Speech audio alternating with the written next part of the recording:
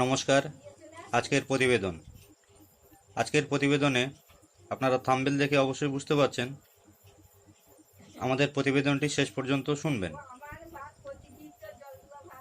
দেখুন, আগামীকাল অভিষেক ব্যানার্জি এক জনসভা থেকে বলছে যে আমাদের একজন এমএলএ তাপস রায়কে বিজেপিতে নিয়েছে। তার পরের দিনই আমি বিজেপির একজন এমএলএকে আমাদের দলে নিয়েছি। এবার দেখা গেল যে দুজন এমএলএ দল বদলালো, সেই দুজন এমএলএ আবার দুই দলের লোকসভার টিকিট পেয়ে গেল।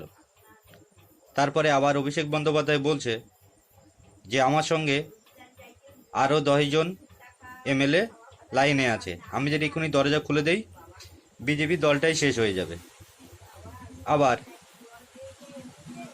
এদিকে শুভেন্দু অধিকারীর হাত ধরে পুরো বিজেপি পার্টিটাই, মানে তৃণমূল ভাঙানো পার্টি বললেই ভুল হবে না, মানে যাই তৃণমূল তাই বিজেপি, এ টিম আর বি টিম। আমার মনে হয় এরা দুজনে দুই পার্টির, যে পার্টি ক্ষমতা আসুক, যার যখন কম পড়বে ওদিক থেকে টেনে নেবে। আমার যদি কম পড়ে আমি ওদিক থেকে টেনে নেব, ওর যদি কম পড়ে আমার থেকে টেনে নেবে। আমরা একে অপরের পরিপূরক হয়ে থাকব,